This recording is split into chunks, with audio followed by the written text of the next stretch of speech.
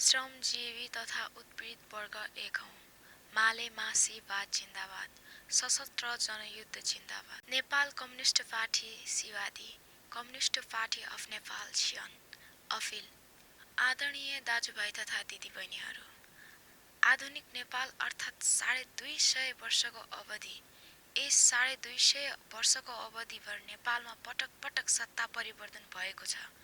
सबैभन्दा पहिले शाहवंशले युद्धको माध्यमबाट सत्ता हासिल गरे, तर उनीहरू सत्ता, षड्यन्त्र र भोग विलासमै अल्मलिए। जनताको जीवनमा सकारात्मक बदलाव आएन। शाहवंशको यही कमजोरीको फाइदा उठाउँदै विभिन्न हत्याकाण्डहरू मचाउँदै राणाहरूले सत्ता लिए। सत्ता त आफ्नो हातमा लिए, तर राणाहरू पनि परिवारवाद, सत्ता, षड्यन्त्र र भोग विलासभन्दा माथि उठ्नै सकेनन्। फेरि पनि नेपाली जनताले सुख र सुविधाको महसुस गर्नै पाएनन्। यसरी शाही शासन र राणा शासनबाट क्रुद्ध बनी लखन थापा मगरदेखि टङ्क प्रसाद आचार्यसम्मको नेतृत्वमा नेपाली जनताले दर्जनौं पटक सशस्त्र विद्रोह गर्ने प्रयास गरे, तर ती सबै विद्रोहहरूलाई निर्ममतापूर्वक दमन गरियो वा सम्झौता गराई निस्तेज पारियो। पछि बीपी कोइरालाको नेतृत्वमा नेपाली राष्ट्रिय काङ्ग्रेस स्थापना गरी जनताको मुक्ति युद्ध भनेर सशस्त्र सङ्घर्ष सुरु गरिए पनि दरबारसँग सम्झौता गरी प्रजातन्त्रको नाममा राणा परिवारमा रहेको सत्ता पूर्ण शाहवंशमा फर्काउने कार्य सिवाय केही भएन। कमरेड पुष्पलालले बीपी कोइरालाको दरबारसँगको सम्झौता परस्त नीतिको विरोध गर्दै विक्रम सम्वत 2006 साल वैशाख 10 गते आफ्नै नेतृत्वमा नेपाल कम्युनिस्ट पार्टीको स्थापना गरे। सर्वहारा श्रमजीवी वर्ग, शोषित उत्पीडित वर्गको जनवादी व्यवस्था स्थापना गर्ने लक्ष्य लिए पनि विडम्बना स्थापनाको केही वर्षमै टुटफुट र गुटले ग्रस्त बन्न पुग्यो नेपाल कम्युनिस्ट पार्टी। त्यसपछि पटक पटक जनवादी क्रान्ति पूरा गर्न सशस्त्र सङ्घर्ष सुरु गर्ने प्रयास गरेका विभाजित कम्युनिस्ट पार्टीहरूकी राज्य दमनद्वारा दबाइए कि सम्झौतामा फसाइए। 2046 सालसम्म आइपुग्दा नेपाल कम्युनिस्ट पार्टीले कम्युनिस्ट सिद्धान्त विपरीत बहुदलीय व्यवस्था अर्थात् पुँजीवादी संसदीय व्यवस्थालाई आत्मसात गर्न पुगे। तर त्यसको केही वर्षपछि नै विक्रम सम्वत 2052 फागुन 1 गतेदेखि कमरेड प्रचण्ड नेतृत्वमा दलाल पुँजीवादी संसदीय व्यवस्थालाई ध्वस्त पारी जनताको जनवादी व्यवस्था स्थापना गर्न महान उद्देश्य सहित सशस्त्र जनयुद्ध सुरु गरियो। छोटो अवधिमा राम्रो उचाइ हासिल गरेको जनयुद्धलाई युद्ध कमान्डर द्वय कमरेड प्रचण्ड र कमरेड लाल ध्वजको आन्तरिक खटपट र विदेशी शक्ति केन्द्रहरूको चालखेल गरी षड्यन्त्रमा परी क्रान्तिलाई सम्झौताको भट्खालोमा हालेर फेरि त्यही भ्रष्ट दलाल नोकरशाही संसदीय व्यवस्थामा फर्किए। हिजोका युद्ध कमान्डरहरू अत उनीहरू सिर्फ कम्युनिस्ट क्रान्तिकारी योद्धा रहेनन्। उनीहरूद्वारा जनवादी क्रान्ति पूरा गर्ने आशा बाँकी रहेन भन्दै नेपाल कम्युनिस्ट पार्टीको तत्कालीन मोर्चा नेपाल संयुक्त मुक्ति मोर्चाले 2064 भदौ 9 गते घोषणा पत्र जारी गर्यो। कमरेड प्रचण्ड लगायतका लाल गद्दारहरूले क्रान्तिलाई विसर्जन गरे पनि सर्वहारा श्रमजीवी शोषित उत्पीडित वर्गको अधिनायकत्व सहितको जनवादी सत्ता प्राप्त नभएसम्म सशस्त्र जनयुद्ध जारी छ। पारमा पुगेर बित्तामा हार्ने कार्य किमार्थ स्वीकार्य हुन्न। जनसरकार र जनअदालत जीवितै छ भन्ने वक्तव्यबाजी गरियो। यही अनुरूप अन्याय र अत्याचार र शोषित पीडित निमुखा जनताको काम गर्दै रहेका अवस्थामा केही सामन्ती सुराग र केही लाल गद्दारहरूको षड्यन्त्र र धोखाधडीले दर्जनौं नेतृत्व गिरफ्तारमा परी वर्षौंसम्म झुटा मुद्दामा जेल जीवन बिताउनु पर्यो। क्रान्तिकारी दाजुभाइ तथा दिदीबहिनीहरू, आज समय बदलिएको छ, परिस्थिति बदलिएको छ। हिजोका युद्ध कमान्डरहरू बदलिएका छन्। उनीहरूले नै भन्ने गरेका खसीको टाउको देखाएर कुकुरको मासु बेच्ने स्थान संसदमा उनीहरू प्रवेश गरेका छन्। जुन व्यवस्था ध्वस्त पार्नु पर्छ भनेर हतियार उठाए, आज त्यही व्यवस्था टिकाउन कम्मर कसेर लागिरहेका छन्। जनवादको पाठ पढाउने कमान्डरहरू अहिले लोकतन्त्र प्रजातन्त्र पढाइरहेका छन्। हिजोका युद्ध कमान्डरहरू साम्राज्यवादी अमेरिका र विस्तारवादी भारतको कठपुतली बनिसकेका छन्। उनीहरूको इशारामा नाच्न थालिसकेका छन्। उनीहरूले सिकाएको भाषा बोल्न थालिसकेका छन्। यसको ज्वलन्त उदाहरण हो मिलेनियम च्यालेन्ज कम्प्याक्ट एमसीसी। कुन कम्युनिस्ट सिद्धान्तले संसदीय व्यवस्था वकालत गर्छ? कुन कम्युनिस्ट सिद्धान्तले लोकतन्त्र प्रजातन्त्रको पाठ पढाउँछ? सिद्धान्तबाट च्युत भएका कम्युनिस्ट कमान्डरहरूलाई यक्ष प्रश्न हो यो। समय र परिस्थिति बदलिए पनि, केही युद्ध कमान्डरहरूको अवस्था र नाम मात्रको व्यवस्था बदलिए पनि आम नेपाली जनता, सर्वहारा, श्रमजीवी, शोषित, उत्पीडित वर्गको अवस्था उही छ र त्यो अवस्था तबसम्म रहन्छ जबसम्म त्यही भ्रष्ट दलाल पुँजीवादी संसदीय व्यवस्था रहिरहन्छ। संसदीय व्यवस्था अर्थात् अस्थिर सरकार, संसदीय व्यवस्था अर्थात् संसदहरूको किनबेच हुने व्यवस्था, संसदीय व्यवस्था अर्थात् साम दाम दण्ड भेद प्रयोग गरी चुनाव जित्ने परिपाटी भएको व्यवस्था, संसदीय व्यवस्था अर्थात् साम्राज्यवादी र विस्तारवादीहरूको चलखेल गर्ने व्यवस्था। त्यसैले हामी यो संसदीय व्यवस्थाको अन्त्य चाहन्छौँ। पुँजीवादी व्यवस्था अर्थात् श्रमको अधिकतम शोषण हुने व्यवस्था, पुँजीवादी व्यवस्था अर्थात् न्याय किनबेच हुने व्यवस्था, पुँजीवादी व्यवस्था अर्थात् दलाल र बिचौलियाद्वारा हरेक चिज किनबेच हुने व्यवस्था। त्यसैले हामी पुँजीवादी व्यवस्थाको अन्त्य चाहन्छौँ। बहुदलीय व्यवस्था अर्थात् बेरोजगार जन्माउने कारखानाको रूपमा अनगिन्ती राजनीतिक दलहरू भएको व्यवस्था, बहुदलीय व्यवस्था अर्थात् जनता विभाजित अर्थात् अस्थिर सरकार, अस्थिर सरकार अर्थात् विकास शून्य।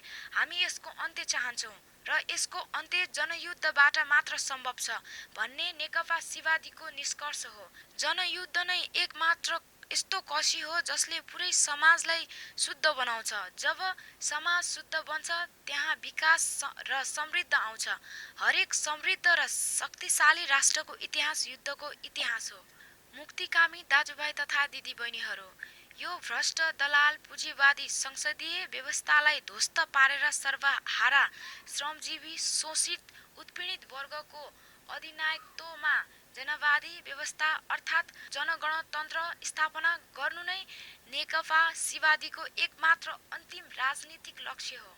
मार्क्सवादको बल प्रयोगद्वारा मात्र राज्य सत्ता प्राप्त हुन्छ भन्ने सिकाइ तथा बन्दुकको बलमा टिकेको सत्ता बन्दुककै बलले मात्र प्राप्त गर्न सक्छ भन्ने कमरेड माओको सिद्धान्त अनुरूप हाम्रो गौरवशाली पार्टी नेकपा सिवादीले यो भ्रष्ट दलाल पुँजीवादी व्यवस्थालाई ध्वस्त पार्ने एकमात्र अन्तिम विकल्प सशस्त्र जनयुद्ध भएको निष्कर्ष निकालेको छ। अत सम्पूर्ण क्रान्तिकारी मुक्तिकामी दाजुभाइ तथा दिदीबहिनीहरूलाई यस महान जनयुद्ध अर्थात् रक्तिम क्रान्तिमा सहभागी भई इतिहासको युगीन दायित्व र कर्तव्य पूरा गर्दै इतिहासमा आफ्नो नाम स्वर्णिम अक्षरले लेखाउन नेकपा सिवादी क्रान्तिकारी आह्वान गर्दछ। प्रत्यक्ष जनयुद्धमा सहभागी हुन नसक्ने तर क्रान्तिप्रति आस्था र विश्वास राख्ने सम्पूर्ण महानुभावहरूलाई आर्थिक, भौतिक र नैतिक सहयोग तथा समर्थन गरी यस महान जनयुद्धलाई सफल बनाउन नेकपा सिवादी हार्दिक आह्वान गर्दछ। सुदण्ड पथ जिन्दाबाद, सशस्त्र जनयुद्ध जिन्दाबाद, नेकपा सिवादी जिन्दाबाद। अमेरिकी साम्राज्यवाद मुर्दाबाद, भारतीय विस्तारवाद मुर्दाबाद। कमरेड सुदण्ड, सर्वोच्च कमान्डर। मिति 2078 11/10। श्रमजीवी तथा उत्पीडित वर्ग एक हुँ। माले मासीवाद जिन्दाबाद, सशस्त्र जनयुद्ध जिन्दाबाद, नेपाल कम्युनिस्ट पार्टी सिबादी, कम्युनिस्ट पार्टी अफ नेपाल सिएन। अपिल। आदरणीय दाजुभाइ तथा दिदीबहिनीहरू, आधुनिक नेपाल अर्थात् 250 वर्षको अवधि, यस 250 वर्षको अवधिभर नेपालमा पटक पटक सत्ता परिवर्तन भएको छ। सबैभन्दा पहिले शाह वंशले युद्धको माध्यमबाट सत्ता हासिल गरे, तर उनीहरू सत्ता षड्यन्त्र र भोग विलासमै अल्मलिए। जनताको जीवनमा सकारात्मक बदलाव आएन। शाह वंशको यही कमजोरीको फाइदा उठाउँदै विभिन्न हत्याकाण्डहरू मचाउँदै राणाहरूले सत्ता लिए। सत्ता त आफ्नो हातमा लिए, तर राणाहरू पनि परिवारवाद, सत्ता षड्यन्त्र र भोग विलासभन्दा माथि उठ्नै सकेनन्। फेरि पनि नेपाली जनताले सुख र सुविधाको महसुस गर्न पाएनन्।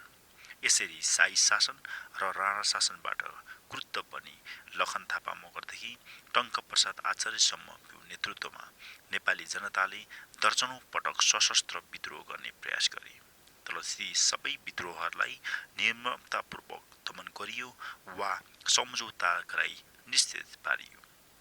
पछि बीपी कोइरालाको नेतृत्वमा राष्ट्रिय कांग्रेस स्थापना गरी जनताको मुक्ति युद्ध भनेर सशस्त्र सङ्घर्ष सुरु गरिए पनि दरबारसँग सम्झौता गरी प्रजातन्त्रको नाममा राणा परिवारमा रहेको सत्ता पुनः शाह वंशमा फर्काउने कार्य सिवाय केही भएन।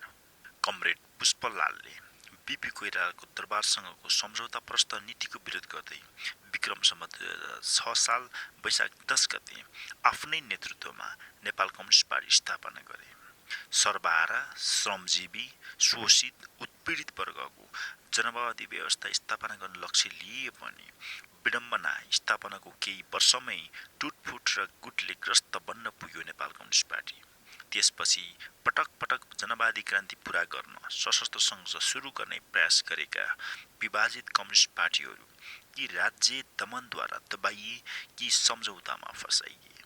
अन्ततः 2046 सालसम्म आइपुग्दा नेपाल कम्युनिस्ट पार्टीहरूले कम्युनिस्ट सिद्धान्त विपरीत बहुदलीय व्यवस्था अर्थात् पुँजीवादी संसदीय व्यवस्थालाई आत्मसात गर्न पुगे।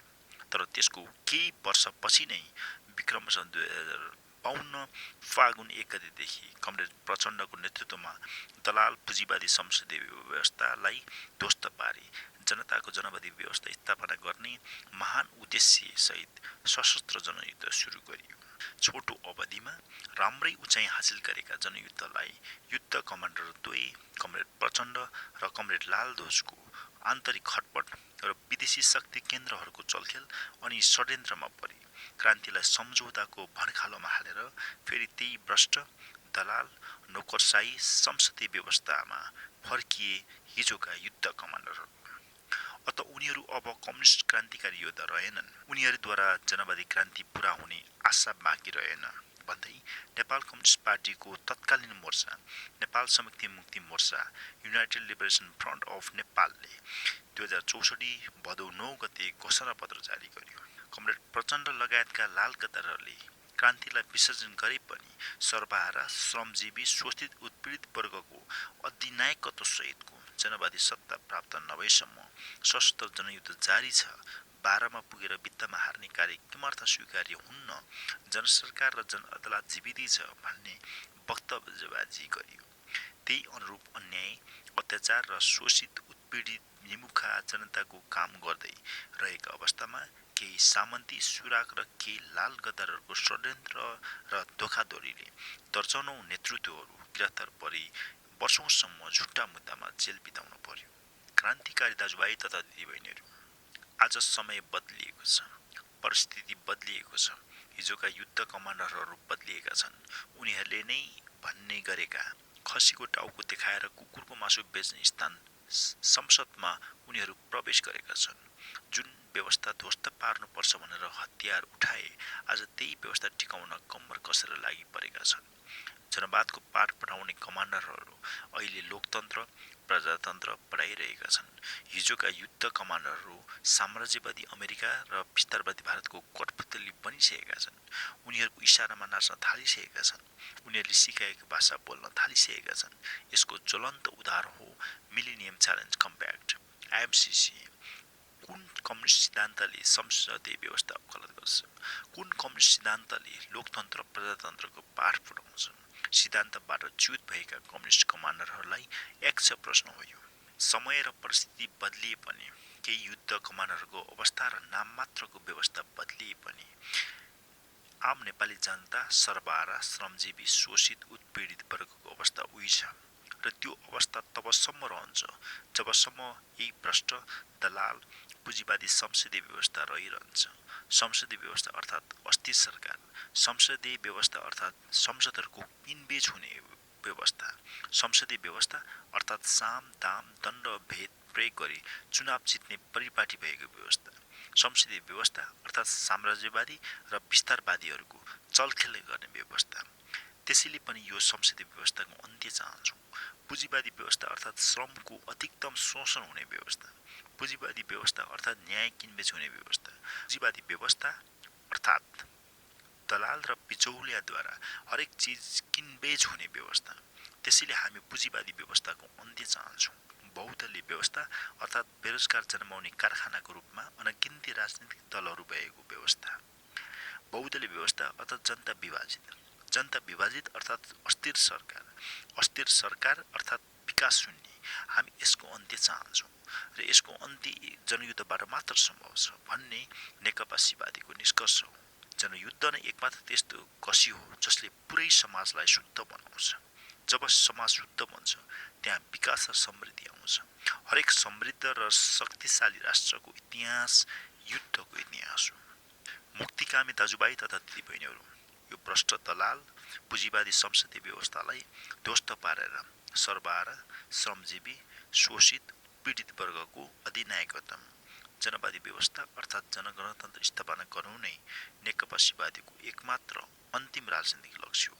मार्क्सवादको बल प्रयोगद्वारा मात्र राज्य सत्ता प्राप्त हुन्छ भन्ने सिकाइ तथा बन्दुकको बलमा टिकेको सत्ता बन्दुकै बलले मात्र प्राप्त गर्न सकिन्छ भन्ने कमरेड माओको सिद्धान्त अनुरूप हाम्रो गौरवशाली पार्टी नेपाल कम्युनिस्ट पार्टी सिवादीले यो भ्रष्ट, दलाल, पुँजीवादी व्यवस्थालाई ध्वस्त पार्न एकमात्र अन्तिम विकल्प सशस्त्र जनयुद्ध भएको निष्कर्ष निकालेका छन्।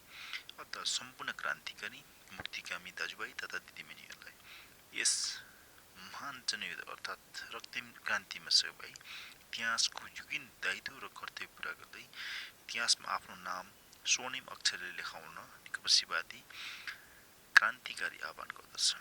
प्रत्यक्ष जनयुद्धमा सहभागी हुन नसक्ने तर क्रान्तिप्रति आस्था र विश्वास राख्ने सम्पूर्ण महानुभावहरूलाई आर्थिक, भौतिक र नैतिक सहयोग तथा समर्थन गरी यस महान जनयुद्धलाई सफल बनाउन नेपाल कम्युनिस्ट पार्टी सिवादी हार्दिक आह्वान गर्दछ।